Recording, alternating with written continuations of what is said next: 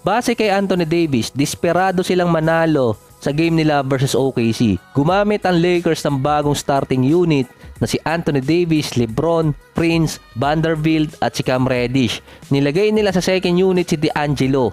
Kasama nun si Austin Reeves at itong si Rui Hachimura. Nakalamang ng 26 points ang Lakers kontra OKC pero binabayo ng Thunder sa late third quarter. Sinecure naman ni LeBron yun na meron siyang 11 points sa final 4 minutes ng game. Balik point guard ngayon si LeBron.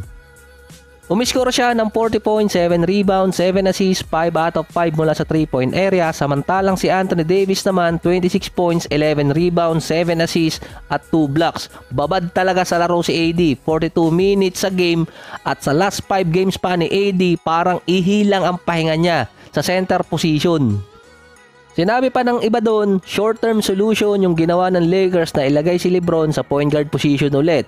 Si D'Lo at si Reeves, hindi naging maganda yung start nila nung magkasama sa starting unit. Nabago ang rating ni Reeves nung nasa second unit naman siya. Potential candidate pa siya ngayon sa 6th man of the year. Nasa 15 points, 4 rebounds at 5 assists per game.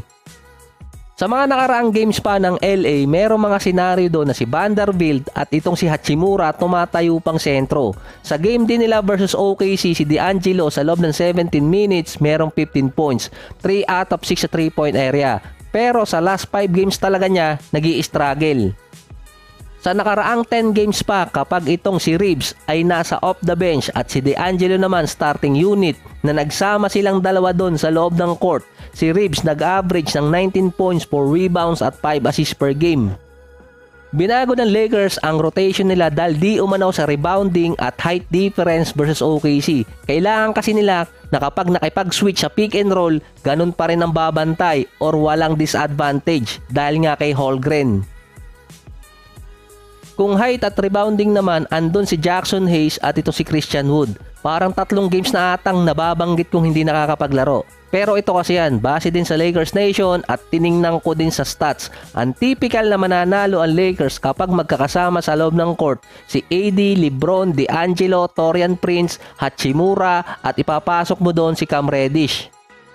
So 6 na player siya tayong bilang ko doon. Ito kasi yung merong mataas na plus-minus rating kapag nasa loob sila ng court. Kapag net rating naman, ito yung computation ng offense at defense din at kung ilang puntos yung naibibigay nila sa kalaban.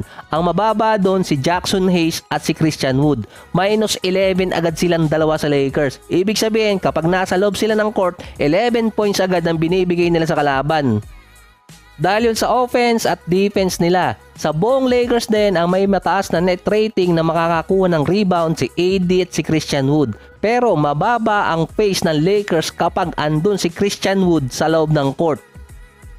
Mataas din ang turnover ratio ni Christian Wood. Ibig sabihin kahit makuha niya yung bola, malaki din ang chance na mawawala sa kanya yon. Sa 100 possession, magkakaroon si Christian Wood ng at least 3 turnovers dun.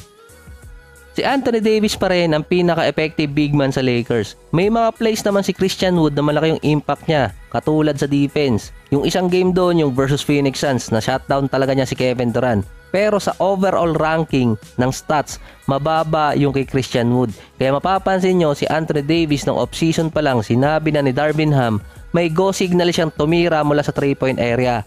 Pero si AD, meron palang 8 out of 22 mula sa beyond the arc. Si Christian Wood, karamihan ng mga tira niya mula sa 3-point area at sa gilid.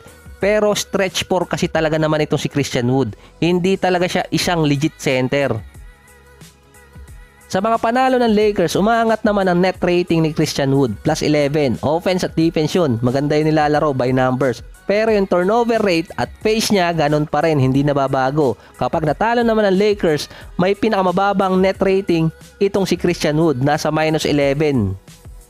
Ito naman kasi nababasa kong binabanatan si Taurean Prince ng mga fans. Bakit siya nilalagay sa starting unit at babad pa talaga sa laro? 9 points, 3 rebounds at 2 out of 5 sa 3-point area.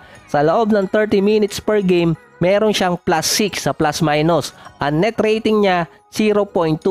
Mababa yung kung titingnan pero mas mataas yun kumpara naman kay Austin Reeves na merong minus 3.